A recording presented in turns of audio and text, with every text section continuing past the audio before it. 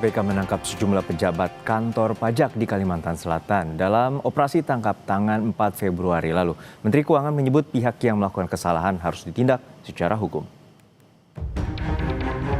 Komisi Pemberantasan Korupsi (KPK) menangkap sejumlah pejabat kantor pajak dalam operasi tangkap tangan atau OTT yang dilakukan Rabu 4 Februari 2026. KPK bilang OTT yang dilakukan di Kalimantan Selatan terkait dugaan korupsi proses restitusi pajak pertambahan nilai atau PPN di sektor perkebunan di kantor pelayanan pajak KPP Madya Banjarmasin. Perpajakan yaitu dalam proses restitusi PPN atau pajak pertambahan nilai di sektor perkebunan yang berproses di KPP Madya Banjarmasin. Ya. Kemudian ada dugaan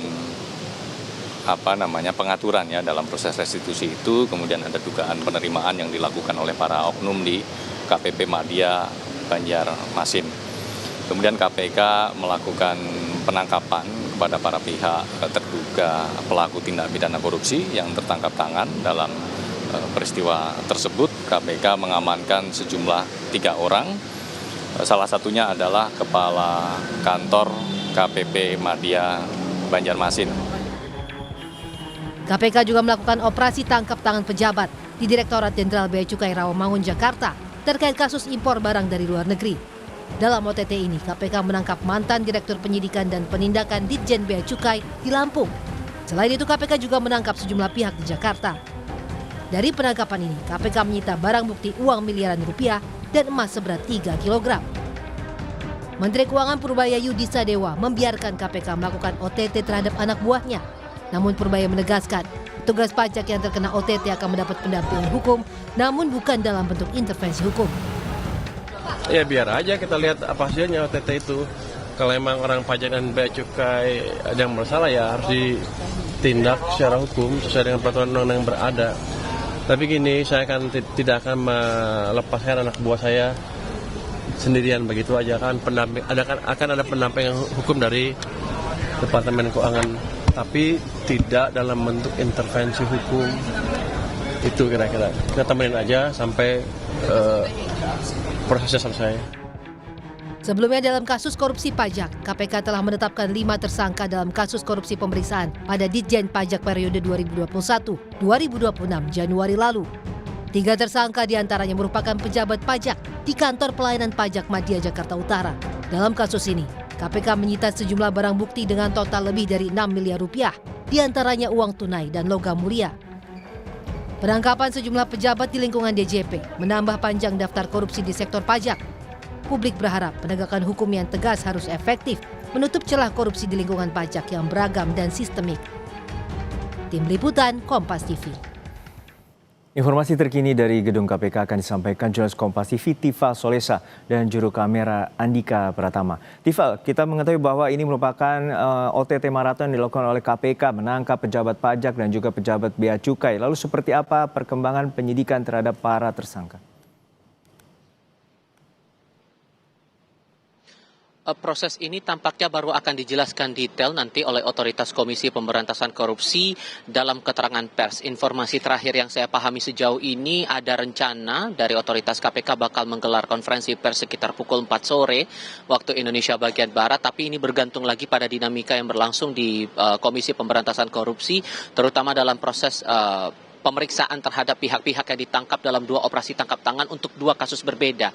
Untuk Banjarmasin ini kasusnya berkaitan langsung dengan pengaturan nilai restitusi pajak pertambahan nilai atau PPN untuk sektor perkebunan di Banjarmasin, Kalimantan Selatan. Di sana ada 3 pihak yang ditangkap, 2 aparatur sipil negara dari kantor pelayanan pajak Madya Banjarmasin, sementara 1 pihak lainnya adalah dari kalangan swasta. Sementara pada kasus lainnya, operasi tangkap tangan di Jakarta dan Lampung, ini berkaitan langsung dengan dugaan korupsi, walaupun kemudian belum dijabarkan detail berapa banyak pihak yang ditangkap saat itu, karena disebutnya ada beberapa pihak, tapi berapa banyak pihak yang itu masih butuh konfirmasi lagi lebih detail dari otoritas KPK, maupun juga peran-peran hingga sejauh mana perkembangan kasus ini dipantau ataupun juga ditelusuri oleh KPK. Tapi ini setidaknya menambah daftar kasus yang diusut oleh KPK di sektor atau di lingkungan Kementerian Keuangan. Kita perlu ingat lagi pada Januari lalu dalam rentang 9 hingga 10 Januari 2026 KPK pernah melakukan OTT di lingkungan kantor pajak di Jakarta Utara. Saat itu ada 8 orang yang ditangkap dengan kasus dugaan pengurangan nilai pajak bumi dan bangunan atau PBB terhadap pihak swasta, dan saat itu dari 8 orang yang ditangkap dalam OTT, 5 orang diantaranya sudah berstatus sebagai tersangka, yakni salah satunya adalah Kepala KPP Madya Jakarta Utara Dwi Budi.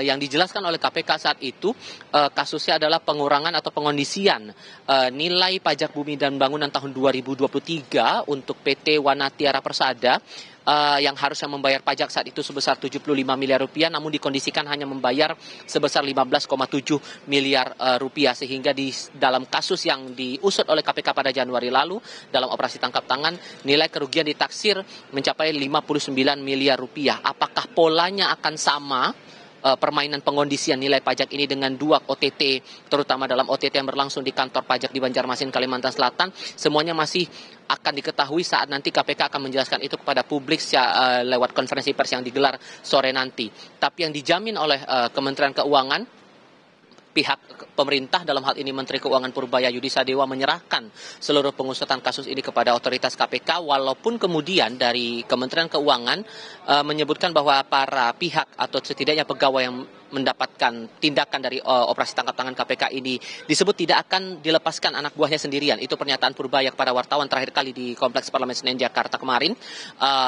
Akan ada pendampingan hukum kepada mereka, meskipun kemudian ditegaskan tidak ada dalam bentuk intervensi.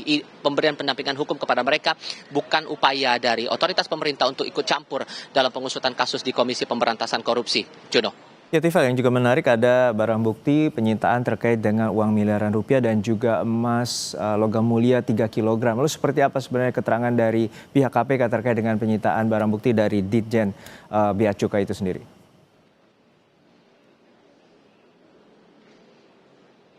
Itu untuk nilai sitaan yang termasuk dalam hal ini logam mulia 3 kg itu, sekitar 3 kg emas, itu berhubungan langsung dengan operasi tangkap tangan di Jakarta dan Lampung. Tadi sempat saya singgung ada beberapa pihak yang ditangkap untuk konteks perkara itu tadi, dugaannya adalah dugaan korupsi, termasuk di penindakan dilakukan saat itu di kantor pusat Bea Cukai Kementerian Keuangan.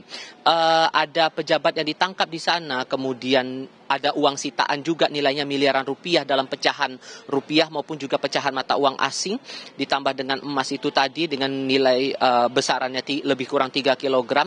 Tapi tak banyak hal yang diungkap awalnya oleh juru bicara KPK Budi Prasetyo. Ini dalam konteks apa, pengondisian apa, dalam perkara apa, berapa lama permainan itu dilakukan, dan seberapa besar nilai kerugian yang ditanggung akibat permainan yang dilakukan oleh pihak-pihak ini, dan siapa kiranya pihak yang patut bertanggung jawab dan dinaikkan statusnya sebagai tersangka.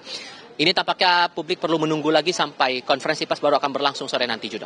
Baik, kita nantikan bagaimana konferensi pers yang akan dilakukan KPK untuk menjelaskan OTT KPK di dua lokasi, baik di pejabat pajak dan juga pejabat bea cukai. Terima kasih atas laporan lengkap Anda, jurnalis Kompas TV, Tifal Solesa dan juru kamera Andika Pratama dari Gedung KPK Jakarta.